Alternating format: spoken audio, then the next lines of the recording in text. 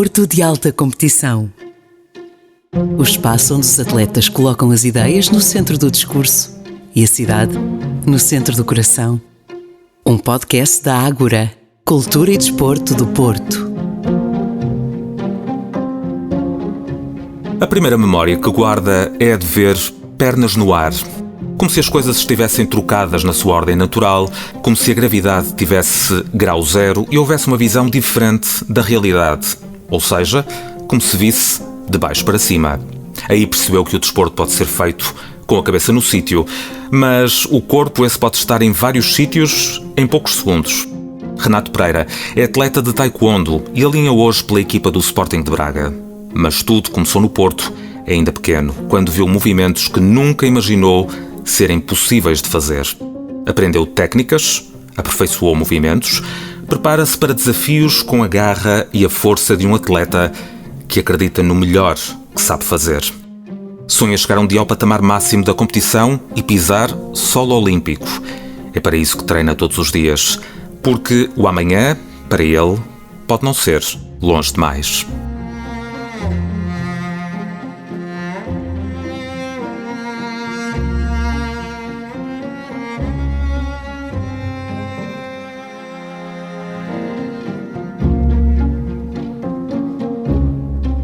Portanto, agradecer-te teres vindo cá falar um bocadinho do teu currículo e do teu trabalho, também, acima de tudo.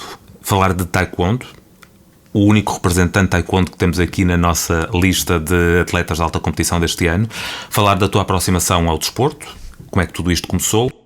E, na realidade, perceber como é que tu chegas às artes marciais. É através de alguém ou é através dos desenhos animados? Isto aconteceu no meu 5º, 6º ano, mais ou menos. Tinha 12, 13 anos.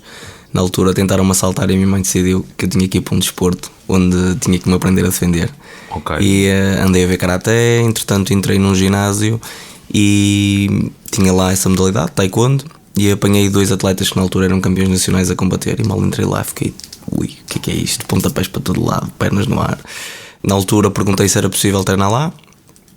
Eu era pequeno, ainda não tinha uma turma de iniciados com aquelas idades, então houve ali um pouco de retenção, vai, não vai. O treinador autorizou, comecei a treinar. Na altura, os meus 2 irmãos e o meu pai também entraram no taekwondo e eu fui o único que continuei. Okay. E o bichinho foi aumentando, o gosto pela modalidade foi aumentando. Nós temos, isto é por graduações, nós vamos aumentando de cinto, não é? A graduação. Fui participando em competições. Comecei a gostar cada vez mais da vertente de combate, porque o taekwondo neste momento tem 3 vertentes. Tem a vertente de combate, tem a vertente de técnica e tem a vertente de freestyle. Eu sempre estive direcionado para a parte de combate, se bem que no início depois nós começamos e fazemos um bocadinho de tudo e fazia a parte também de técnica, mas combate foi sempre aquilo que eu mais gostei. Depois o bichinho de querer sempre mais, e vamos a uma competição cá, regional, depois já começamos a fazer um para internacional, pronto, e o gosto foi aumentando, até ao ponto onde pude representar a minha seleção e pude ir ao Campeonato do Mundo, Campeonato da Europa. Achei que tinha sido um bocadinho mais bucólica, um bocadinho mais cor-de-rosa a entrada do teu no taekwondo, mas afinal não, foi porque alguém te tentou assaltar, que me parece um bocado dramático, não é? E daí teres essa predisposição. Mas podia ter acontecido que tu, experimentando esta técnica, não gostasses. Sim. Mas gostaste. Gostei. E o que é que gostaste logo no início?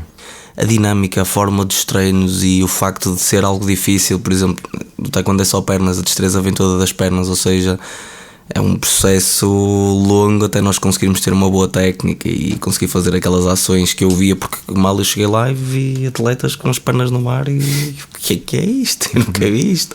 Uma pessoa está mais familiarizada com boxe, kickbox, pontapés um bocadinho mais baixos, mas tinhas experimentado algum tipo de desporto antes? Tipo o futebol, toda a gente começa pelo futebol? Não. Nunca tinhas experimentado zero nada? Zero futebol. Não jogo, não percebo, não comendo. Futebol é um bocadinho à parte para mim, mas já tinha feito natação e tinha feito judo na altura. Portanto, isso já acabou por ser também uma consequência de algumas coisas que tinham vindo para trás. Não tem nada a ver, sim, mas ajuda. Sim, exato. Nunca, sempre teve aquele desporto individual, neste caso.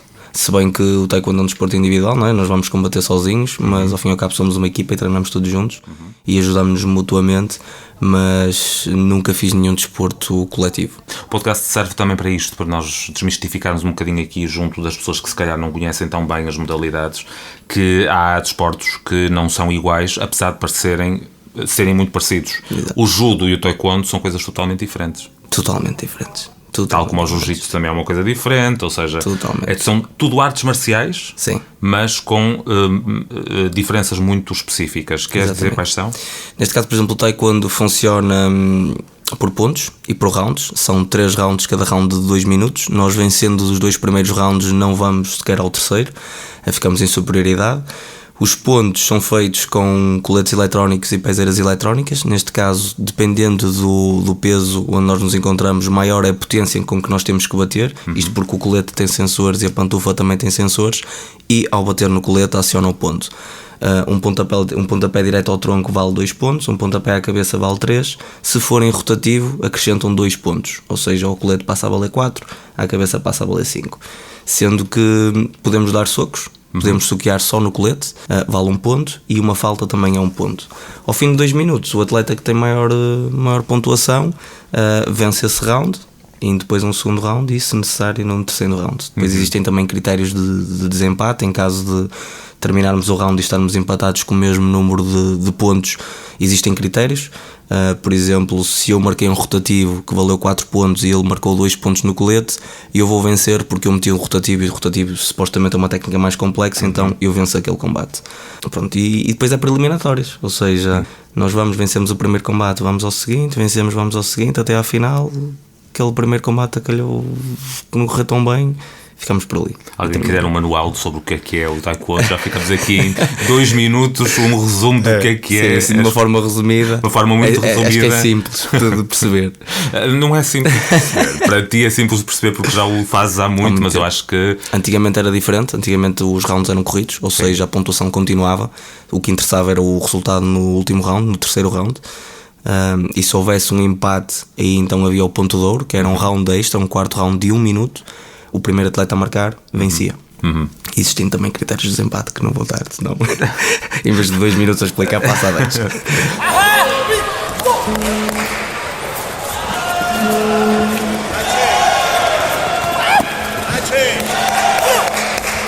Desses primeiros tempos, do que é que tu te lembras? Que recordações é que tens de praticares este desporto? Ias com vontade, com curiosidade?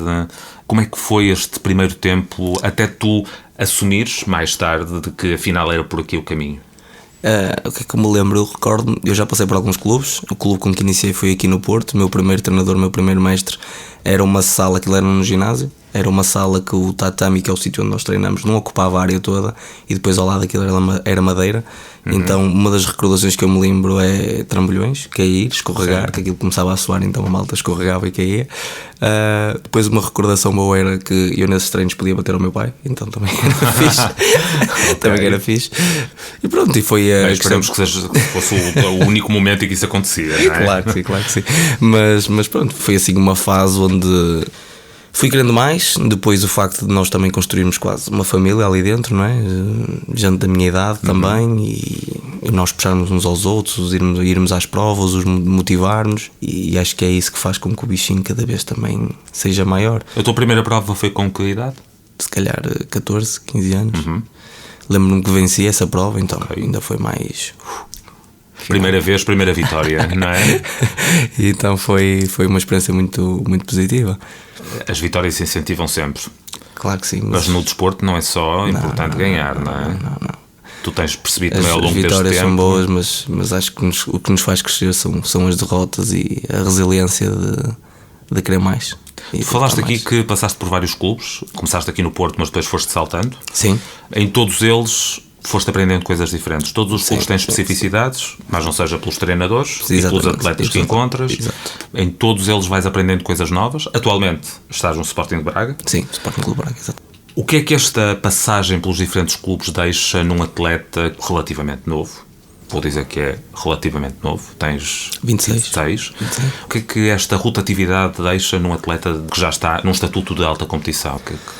Todos os treinadores têm metodologias diferentes, nem que seja a forma como apresentam o treino, a forma como lideram a equipa, a forma como passam a mensagem, a forma como lideram connosco ou como estão connosco após a competição. Todos eles são diferentes. Claro que eu pelo menos enquanto atleta, gosto de um treinador que puxe por mim, que me incentive, que me dê aquele abanão. Ei, vamos lá, acorda, vamos ao ataque, opa, siga.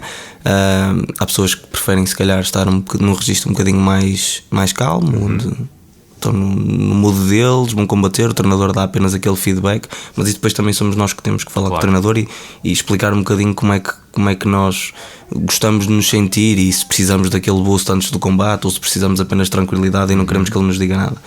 Mas pronto, todos os treinadores são diferentes. O facto de eu treinar em outras equipas, se bem que eu ao passar por estas equipas fui acompanhando, não eram os mesmos atletas do início ao fim, mas houve um grupo que se foi também mudando comigo, que é praticamente os meus irmãos. Então nós estávamos juntos sempre, não era só no registro de treino, até que depois surge aqui esta oportunidade de representar o Sporting Clube de Braga. Este clube atualmente é o clube que tem os melhores atletas a nível nacional, e treinar nesse registro, posso dizer que foi o registro mais diferente que encontrei, porque é diferente. A exigência, o rigor, o planeamento, é tudo muito diferente, mas lá está, se eu ambiciono ser o melhor, tenho que estar entre os melhores. Mas essa diferença reside nessa disciplina que tu falas, ou seja, reside num registro que é muito sério em relação à modalidade. Sério, eu acho que vai sendo em todos os clubes. Aqui a questão trata-se se calhar mais do planeamento e da forma se calhar de entrega também por parte. É mais completo. É mais completo, exato. Voltemos às competições. E a todas, tu falaste do início só, mas ao longo deste tempo todo houve muitas competições nacionais e internacionais que foste fazendo. Não vamos falar de todas, mas eu vou-te pedir que tu seleciones 3 que tenham marcado de alguma forma, ou a última, ou alguma que te marcou pela medalha ou pelo prémio que ganhaste. Seleciona 3 que para ti foram importantes ao longo deste processo. Ok, então eu tive uma competição onde ainda estava no meu primeiro clube. Exatamente, foi Open de Lourosa. Ok. Um calor impossível. Foi em junho, aquilo estava um forno. E recordo-me dessa competição porque na altura venci 4 combates com 4 atletas de renome nacional. Foi uma prova que utilizei muitas das vezes como um pensamento positivo e para me motivar para competições. Foi conseguiste aquilo, portanto se conseguiste aquilo. E eu na altura recordo-me que foquei apenas no meu primeiro combate, porque tinha perdido com aquele atleta segundos do fim numa prova anterior, então foi só aquele combate, nem quero saber quem é que tem a seguir, é só este combate, mais nada. E a partir dali as coisas foram acontecendo e venci 4 combates, incrível. A mãe de um dos meus colegas, daqueles que eu chamo irmão, desmaiou no meu último combate, que eu venci, e ela levantou-se para berrar e estava tanto calor e conforme berrou caiu e desmaiou com o calor. Então recordo-me dessa competição. A outra competição, Campeonato do Mundo 2019, foi quando fui ao meu primeiro Campeonato do Mundo. Um registro totalmente diferente. Foi em Manchester, foi uma coisa. Chegar lá e ver todos aqueles atletas que eu via no YouTube a combater, de repente eles estão ali ao meu lado e saber que se calhar um deles até vai calhar comigo, vai combater comigo. Então também foi assim uma prova que mexeu comigo. E talvez, tenho muitas mais provas, mas provas assim que me tinham marcado também. Uma prova, um campeonato nacional, onde eu fui campeão nacional, estava com um cruzado posterior rompido, estava com um joelho com ligaduras de tape e ninguém faz ideia, ninguém sabia. Então para mim foi uma superação muito grande isso ter acontecido. Foi um momento que me marcou, porque foram 4 combates onde eu tive que estruturar. Eu não sabia que tinha uma ruptura total de cruzado posterior, então foi mete tape, deixa que o joelho não mexa e se o joelho estiver direito aquilo dá. Então foram 4 combates onde eu tive que mudar a minha tática toda, onde tive que pensar, um combate onde foi exigente em termos de mentais, porque não estava a treinar antes. Foi difícil, e o facto de ter sido campeão nacional aí foi um feito para mim. Vamos falar de Jogos Olímpicos. É um sonho teu? É algo que queres? É algo que ambicionas? Sim. Tu neste momento, aliás, tu treinas com o Rui Bragança, Treino que é um dos nossos grandes praticantes de taekwondo. Porque o treinador dele, neste caso o treinador olímpico, é treinador do Sporting Clube de Braga, então acabamos por estar ali inseridos no mesmo registro, apesar de que ele representa outro clube, sim.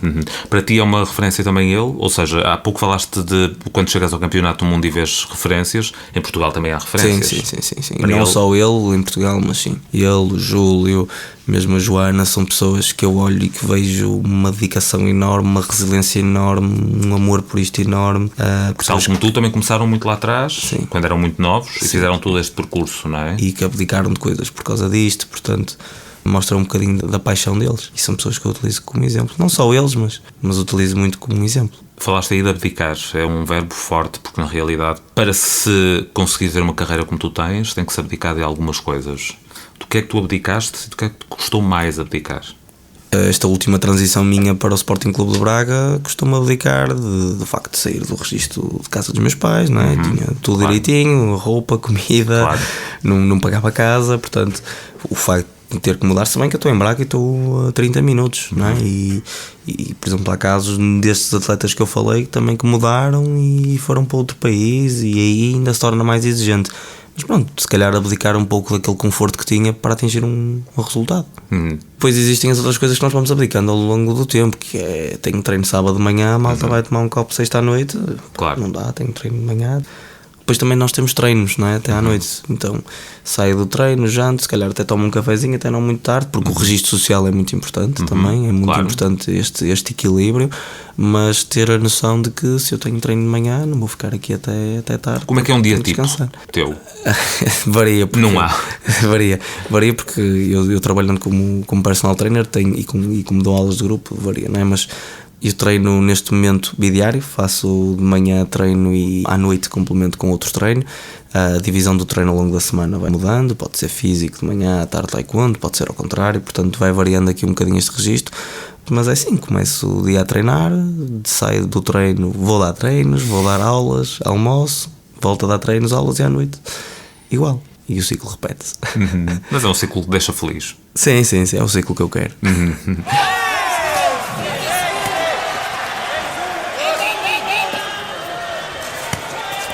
Hoje aos 26 anos, quando olhas para as turmas de miúdos que treinam no sítio onde tu também treinas, o que é que tu vês ali? Ou seja, na realidade, eles são o reflexo daquilo que tu já foste há uns anos atrás. São miúdos que estão a começar, a experimentar, se calhar alguns a perceber que gostam, outros se calhar não. Sim, isto não é igual para todos, mas o que eu noto é que é uma geração um bocadinho diferente. Muitos não sabem lidar com a derrota. Muitos não têm esta capacidade de superação e se aquilo está a correr mal saltam fora, porque é muito mais fácil saltar fora do que puxarem por eles todos os dias para quererem mais. Mas atenção, isto não é com toda a gente, não é? com todas as gerações ou com todos os miúdos, mas noto que isso acontece com maior frequência, se calhar. Pelo menos eu não me via assim, e os que estavam à minha volta também não eram assim, mas... Cada geração é uma geração. Sim, portanto, acho que é um bocadinho diferente. Se calhar a geração acima da tua tinha outra visão e eu acho que as gerações vão tendo... Estamos a falar de que o taekwondo é um desporto de contacto, é um desporto que eventualmente traz lesões, e se não for uma lesão são mazelas, não é? Portanto, será que vale a pena estar aqui a levar com isto enquanto podia estar noutro sítio, podia estar a jogar computador, estou muito melhor, não estou aqui a levar porrada. Portanto é preciso ter aqui uma capacidade de resiliência também grande quando somos pequenitos, e quando eu olho para alguns miúdos e vejo isso, mas olho para outros e vejo, não, estás só a fazer isto por uma questão mesmo de manutenção, e está certo, não há problema nenhum, podem estar perfeitamente, nem todos os atletas que fazem taekwondo vão ser atletas de alto rendimento e vão ser atletas olímpicos, e não está de todo errado. Mas noto que não existe tanta aquela competitividade entre eles que... Mas pronto. Vamos voltar ao manual, atrás falámos de taekwondo. Ensina-me palavras e técnicas de taekwondo para juntar aqui às coisas que eu já sei que é então, pouco, não vou mentir. Nós começamos sempre o treino, no registro de treino, nós começamos sempre o treino com uma saudação. A saudação, os atletas fazem a sua formatura, não é? Linhas, o treinador está à frente, nós fazemos a saudação é xerete, que é atenção, aí juntamos as pernas e os braços ao tronco, E o Kite Konge, que é a saudação à bandeira, e colocamos a mão no coração. 경례. Parou. O nosso treinador a seguir, porque o nosso treinador, enquanto fazemos isto, está ao nosso lado. Após estas palavras, o treinador coloca-se à nossa frente e nós damos as palavras Samonim Kyungye, que é a saudação, neste caso ao Samonim, ao treinador. Pronto, e a partir daí começa o treino. E no registro de competição é a mesma coisa, é Shongong, que é azul e vermelho, basicamente. Shariat, Kyungye, Chui, que é basicamente prepara, a malta cumprimenta-se, Chui começou, Chichaki, e começa o combate.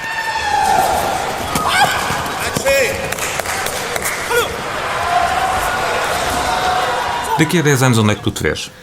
Quando tiveres 36 anos, ainda vais ser mais novo do que eu, mas pronto. Daqui a 10 anos vejo-me ainda envolvido com a parte do taekwondo e vejo-me com a parte de performance de atletas. Vejo-me como um treinador de taekwondo. É algo que tu queres passar a tua experiência a outros e continuar esta... Sim. E eu estou, neste caso, acabo por ter um bocadinho aqui dos dois lados, porque eu sendo personal trainer estou envolvido com a parte do treino, mas depois também sou atleta e estou envolvido com a parte mesmo de estar ali no terreno.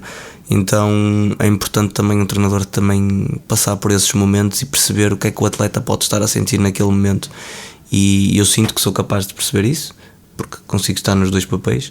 Se eu já o consigo fazer, por exemplo, com um aluno meu, dando um treino de PT, porque sei o que é que ele está a sentir naquele momento onde o exercício está a custar, ou sei o que é que ele está a sentir porque está-se a sentir frustrado porque não está a conseguir fazer o exercício, e conseguir dar aquele feedback, acredito que vou saber no momento em que vou estar envolvido com atletas e que vou estar a extrair o máximo deles, porque é muito importante o treinador. É interessante isso que tu dizes, essa coisa de tu leres o atleta. O treinador tem essa responsabilidade de ler o atleta, de perceber quando ele está bem ou está mal e perceber porquê.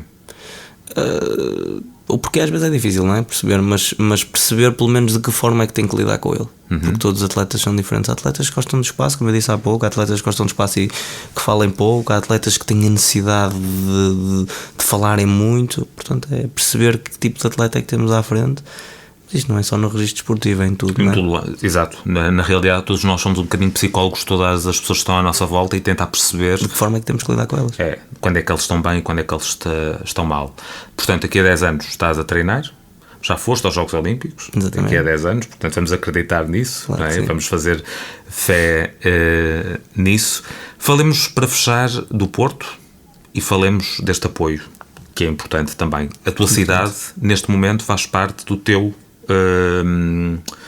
uniforme. Chamemos assim, uniforme, kimono, não sei qual é que é a designação. Pronto, é isso. Vocês têm todos nomes diferentes, não. Então. O Porto, que é a tua cidade, apoia-te neste teu projeto desportivo. De que forma é que tu encaras o facto da tua cidade te apoiar neste patamar? É um orgulho enorme, ainda para mais. Eu comecei o meu desporto aqui, mas atualmente não estou nesta cidade, e poder continuar a receber este contributo do Porto é muito, muito gratificante. É um sentido de responsabilidade também ao mesmo tempo, porque eu estou a ser apoiado para aquilo que eu ambiciono, ou seja, as pessoas estão a acreditar em mim para que eu consiga atingir o meu objetivo. Portanto, também acaba por ser como é que eu vou dizer, que palavra que é difícil, não é? Mas deixa de ser um orgulho, não é? Exatamente. É um orgulho teres a tua cidade no teu equipamento e viajar contigo para todas as competições internacionais. Exatamente, porque seria bastante difícil se este apoio não estivesse, se este apoio não tivesse sido aceite. Ia ser muito difícil, porque estamos a falar de competições internacionais que é um encargo financeiro alto, e sem este tipo de apoios torna-se muito difícil nós conseguirmos competir lá fora. E foi aquilo que eu disse inicialmente, que é, nós começamos a competir lá fora, começamos a estar noutro registro desportivo, começamos a ver outro tipo de atletas, a estar noutro ambiente, noutro nível, e é isso que nos permite saltar patamar a patamar. Porque se nós estivermos sempre inseridos aqui na nossa bolha, a verdade é que muito dificilmente vamos conseguir subir um degrau. Portanto, deixaste o Porto, estás em Braga agora, mas de Braga ao Porto há meia hora. O que é que o Porto para ti representa atualmente? Ainda é a tua casa? É a minha casa, é a minha cidade. Porto é lindo. não há igual. Tanto que a malta pergunta, então agora Porto ou Braga, e depois até eu uso uma comparação da Francinha. Sim. Francinha para da Braga. Não, Porto é a minha cidade, não há cidade Muito nobre e sempre leal, cidade invicta.